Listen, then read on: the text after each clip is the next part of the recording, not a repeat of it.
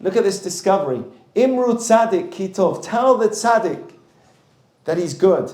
When you see a good person, say, wow, dude, you really are kind. You give time for so many people.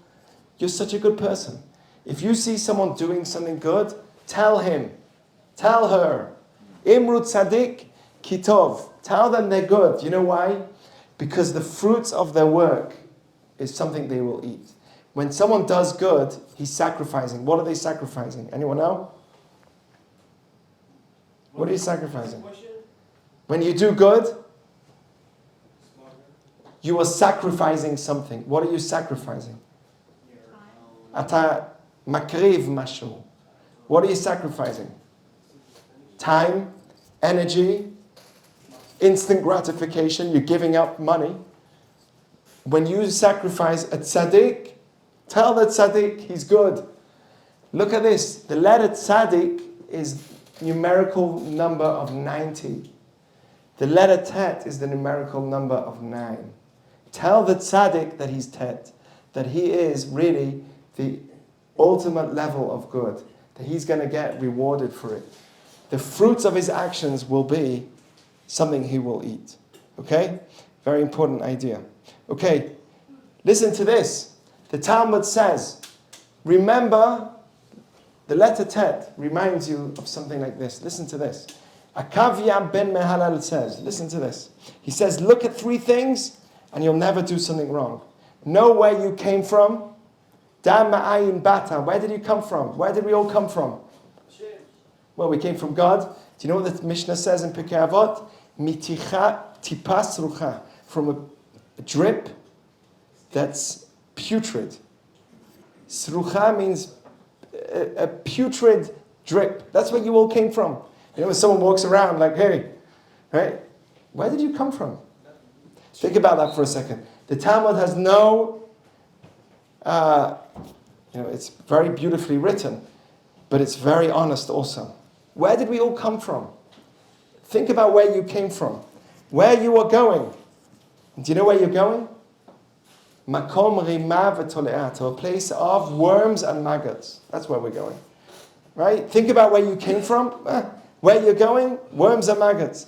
V'lifnei mi ata atid liten v'cheshbon. Who are you going to actually be accounted for your actions in front of? Before God. Everything you do is going to come back for you. So we say, where did you come from? From tipas rucha, from a little drip. The word tet means where you came from, tipa. And where you're going in Hebrew, tet is also earth. Earth, you're also going to the earth. Know your cycle of your life. Never forget the cycle of your life. If you want to do that, if you do that, then you will never sin. You'll never do what's wrong. You'll always have focus in life. Don't forget where you come from and where you're going. If you forget where you come from, you know what you have? You have ego. If you forget where you're going, you know what you have? You have lots of desires. You try to collect money, food, eat more. What's the point? Where are we going with all of that? Collect more money, more money. Do we get buried with it? Know where you're coming from and where you're going. Know the cycle of your life. Never forget your life cycle. You'll do the right things in life if you do. Okay, so that's what the TET is meant to remind me of. There's a few other things. This statement is always my favorite in Kohelet. Hakol holech el makom echad. We're all going to one place. No one. The wealthy guy with his beautiful mansion in Beverly Hills, and the homeless guy that lives next door, Rabbi Jack, in an RV. They're all going to the same place. Hakol hayam min ha'afar. Everyone, all of us, we come from dust and we go back to dust. No one is different at the end of the day. Some guys feel, and some guys feel, We're all going down to the same place. Never forget what your mission is. Do as much as you can. And that's an amazing thing about the letter Tet.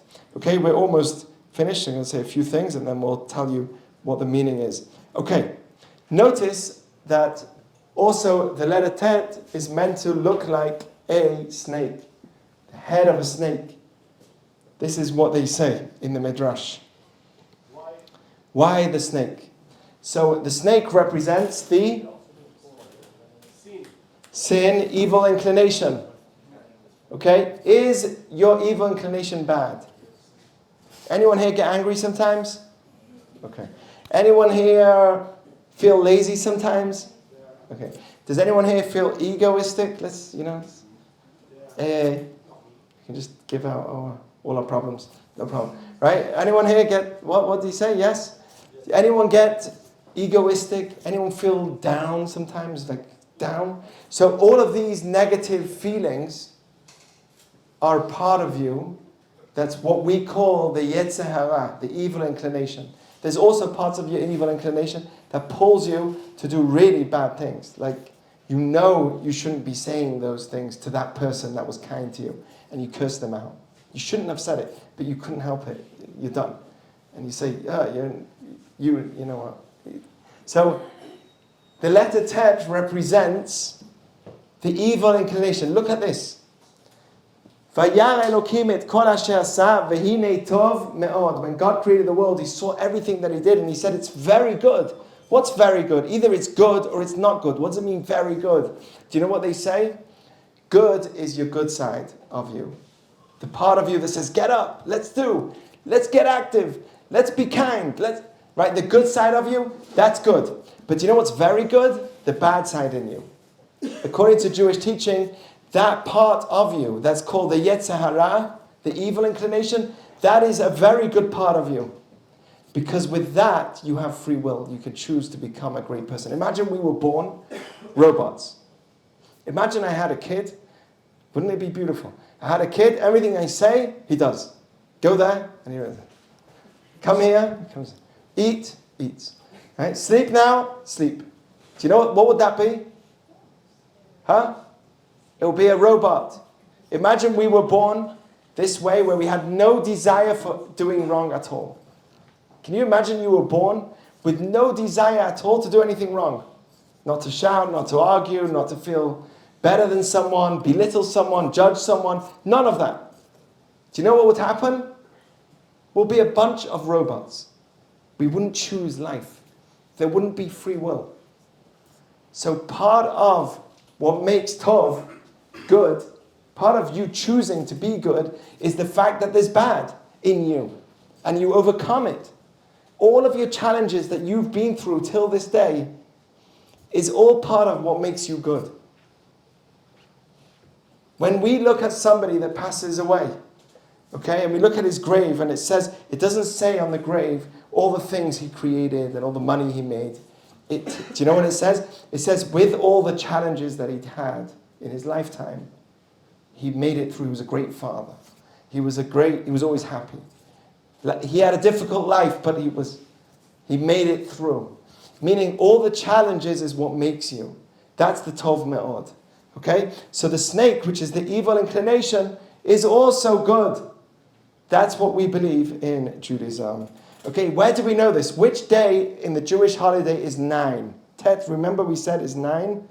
Which day in the Jewish holiday, in the Jewish year, which holiday is on day 9? Anyone know?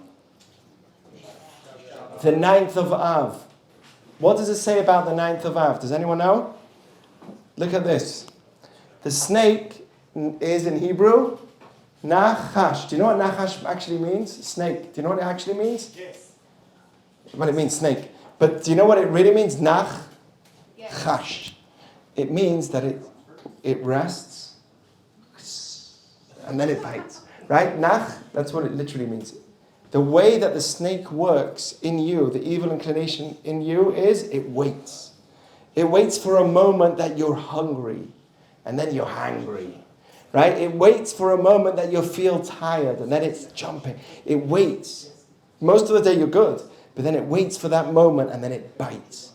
Okay? So that's what the Nachash is. But interesting, if you calculate the numerical value of Nachash, snake, is 358. And the numerical value of Mashiach is also 358. It says that on the 9th of Av, the day of 9, it's not for no reason that it was on day 9. Full cycle. That from bad, eventually, will bring good. The worst day for the Jewish people, the 9th of Av, is also going to be the best day. It says on the 9th of Av, Mashiach will be born. Okay, so the very day that is our saddest day of all our problems and all of our pain and all of our challenges that we've been through as a people, that's the day that will bring most joy. Interesting. Do you get what I'm telling you? That in bad is also tov. In all the challenges, in the greatest challenge of the year, the 9th of Av, that's where the most joy will come eventually. Don't look at your challenges and run away from them. Know that they are the place. We don't run to being challenged, but know that that challenge is the place for your greatest levels that you can become. It's the challenges that make you. And eventually, it will be good. Eventually, from Tisha B'Av, the 9th of Av, which is the worst day in Jewish history, will come good. Good will eventually come from it. So that is the message of TET. Okay? Okay. This is also, there's an amazing idea here, but I don't want to get into it too much. But you can see that a person that makes the right choice in life, he brings good. Tov, tahara. Tahara means purity. It's another word that starts with tet. When someone makes the wrong choice, he brings into himself a certain level of impurity. He's disgusted. He feels, right? Feels, I missed out. I could have done better. I could have done more. A lot of these feelings are wrong, by the way. But the idea of impurity is also with the letter tet. Whatever action you do in life, eventually it will lead you to being good. If you do the good action, you're doing good. If you do the wrong action, that will also lead you to being good. Because what happens is a person has something called regret. Charata in Hebrew. And there, chet is, we said, is the soul choosing. Right, so let's look at sin. Chet in Hebrew is chet tet aleph. We said that the letter chet is your soul making a choice. Chet is 8, represents the neshama, shmona. So the soul is making a choice to do what? Tet. To do the wrong side of that letter. To do a sin. To do what's wrong.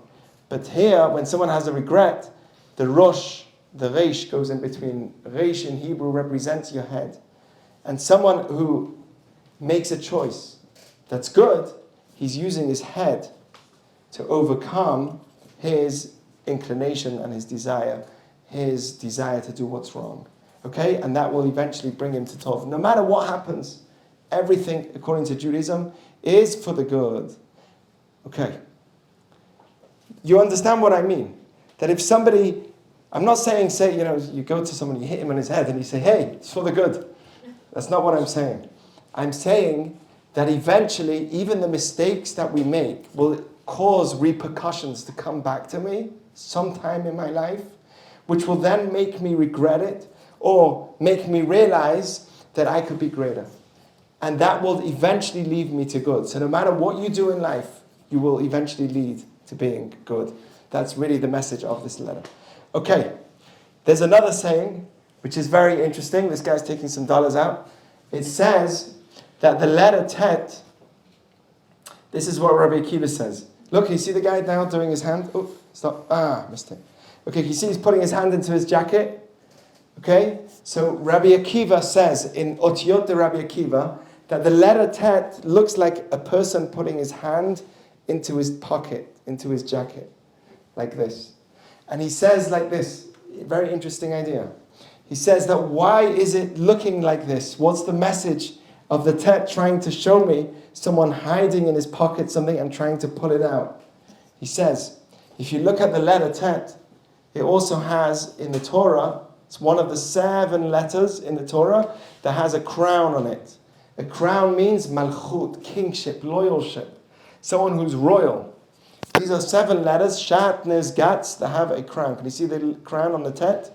In the actual scribe of the Torah, it will have this. So he says like this, a person that's able to be kind, to give, in a way where he does it modestly, where he hides it. He takes it from his pocket. He doesn't wave the money and say, hey, I've got $100 for you. And he does it in a way which is a little more modest and silent.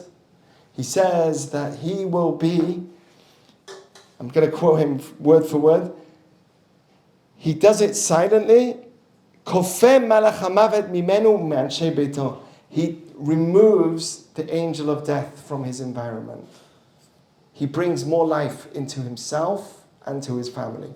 And it really does say, according to Judaism, that tzedakah tatzil mimavet. There are times where people had an accident and they realized that it was on that day that they gave money or something that saved them from the accident that they could have had, which was much worse.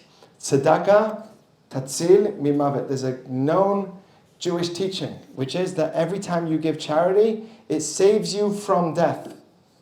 Why? Why is charity something that saves you from death? Does anyone know? Why is charity a thing that gives you more life? Because you're sacrificing. Right? You're sacrificing your money. Okay. What else? Tzedek. Okay. Therefore? Well, you're helping out the poor. It gives meaning to your life.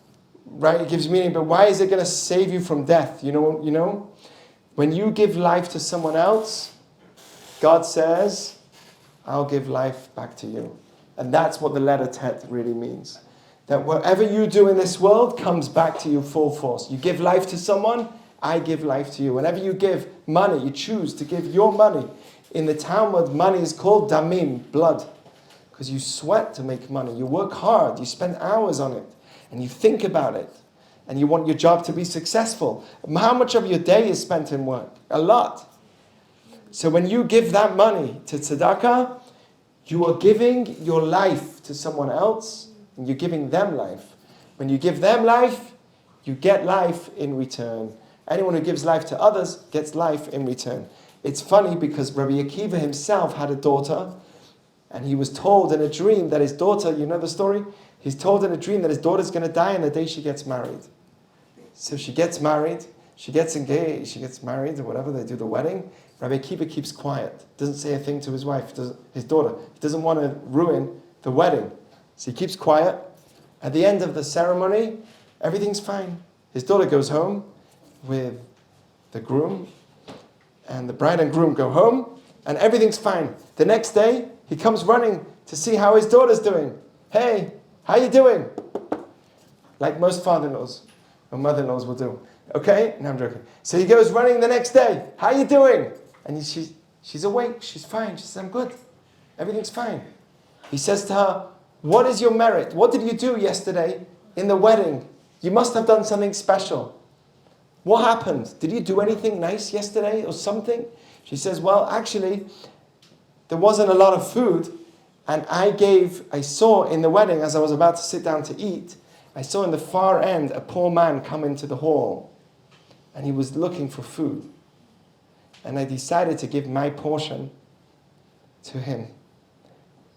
And Rabbi Akiva said, because of that, you merited to life. And they found, actually, that the night before, she placed a pin into the wall after she finished the wedding. She took a pin from her hair, pushed it into some hole in the wall. When she pulled out the pin, a snake came out. And they realized that she could have been bitten by this poisonous snake. So, on this, Rabbi Akiva screamed, "Tzedakah tatzil mimavet." Charity saves a person from death. Whenever you give, you get saved from many, many problems and challenges of the Melech HaMavet. Okay. So, just going to finish off. So that is the message of the letter TET. In summary, let's just go through this and I'll tell you what the letter TET means. The infinite one, Aleph, created a finite world, Bet, where one gives, Gimel, and the other one receives, Dalet. This process eventually brought out the physical world, which is Hey, which exists through Vav, the connection energy. The physical world can exist through Vav. Everything physical contains a spiritual energy that creates movement. But humans, they were given a soul and added spiritual life, enabling them to rise above the physical. This grants humans the ability to choose between good and evil, Chet, and to direct both their movement and their physical body for their soul. A human being can use his body, choose to use his body for the good or for the bad. Every choice that you make leads to a reaction Tet. And it's good for the good and bad for the bad. Whatever you do will come back to you. What you do what goes around comes around, which ultimately results always in good. But this will bring the soul to eternal rewards in the world to come. Okay, anyone here with the letter TET in their name? No one? What at the beginning of your name? No one? Tzvi. Okay, that's tzaddik. It's not with the TET. Sounds similar, but it's spelled with a tzaddik. Okay, so a person whose name begins with TET. A person with the letter TET in the name has the ability to channel their energy towards greatness, good, and perfection in all areas. They want tov. They are more prone to arrogance, as TET represents the highest of all numbers. And it's number 9. It's the highest of the digital.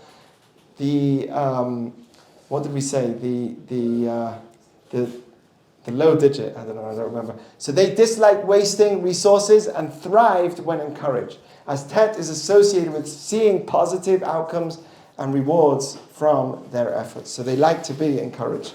Okay, basically, that is the letter TET. Remember, and this is the one message that I think we can learn from this letter, is that whatever we do, don't think, I can close my doors and no one's watching, or doesn't matter. It doesn't, it's not true. Everything you do has an effect on you. It changes the way you look. It changes the way you appear. It changes the way you speak, even when no one's watching. The best person is the best person to himself. The best person is the best person even in closed doors.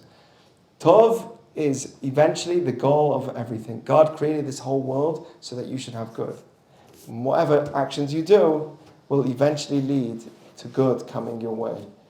So that is my blessing to you. And thank you for listening. And shalom, shalom.